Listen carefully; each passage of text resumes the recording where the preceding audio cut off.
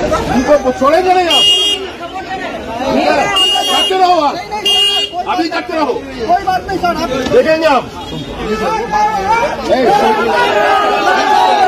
हाँ बढ़ाओ जय श्री राम, कोई बात नहीं।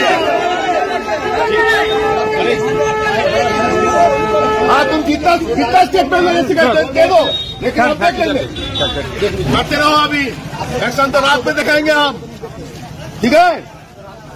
जय श्री राम रात में करना मेरा साथ। नमस्कार। পশ্চিমবঙ্গে তৃণমূল সরকারের সময়কালে তাহলে কি জয় শ্রীরাম ধ্বনি সম্পূর্ণভাবে নিষিদ্ধ হয়ে গেল? অনুব্রত মণ্ডলের মতো নেতারা পুলিশকে ফোন করে অকথ্য ভাষাতে গালিগালাজ করবে, সেটাই কি তাহলে এবার থেকে পশ্চিমবঙ্গে চলবে? সেটাই কি বুঝিয়ে দিতে চাইছে তৃণমূল সরকারের পুলিশ? জাগতে রহো আভি, রাত কো দিখাएंगे हम, জয় শ্রীরাম রাত কো कहना। বক্তা হলেন রাজ্য পুলিশের এক আধিকারিক। আঙুল উঁচিয়ে এক যুবককে তার এই হুমকির একটি ভিডিও এখন সোশ্যাল মিডিয়াতে ভাইরাল হয়েছে। ভিডিওটি শেয়ার করেছেন পশ্চিমবঙ্গের বিরোধী দলনেতা শুভেন্দু অধিকারী এবং সর্বভারতীয় বিজেপির আইটি সেলের ইনচার্জ অমিত মালব্য। অমিত মালব্যর এক্স হ্যান্ডেলে ওই ভিডিওর পাশাপাশি রাজ্যপালকে লেখা দার্জিলিংয়ের বিজেপি সাংসদ রাজু বিস্তার একটি আবেদনপত্রও শেয়ার করা হয়েছে, যেখানে রাজু বিস্তার জানিয়েছেন যে ঘটনাটি শুক্রবার ঘটেছে জলপাইগুড়ির মাটিগড়ার তুম্বা জোটের কাছে।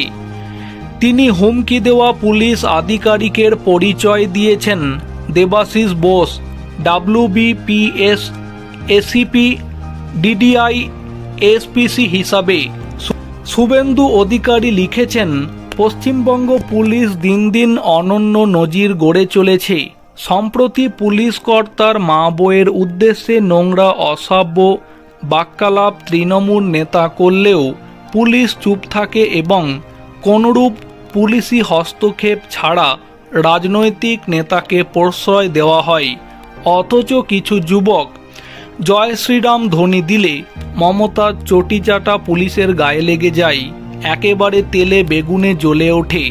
গতকাল জলপাইগুড়ির মাটিগড়াতে একটি ঘটনাকে কেন্দ্র করে কিছু যুবক জয় শ্রীরাম ধ্বনি দিচ্ছিল। তখন মমতা পুলিশ এক যুবককে যথারীতি ধমক দিয়ে বলে ওঠে, তোকে রাতে দেখে নেব, বলে আরও জয় শ্রীরাম, রাতে শুনবো তোর জয় শ্রীরাম ইত্যাদি।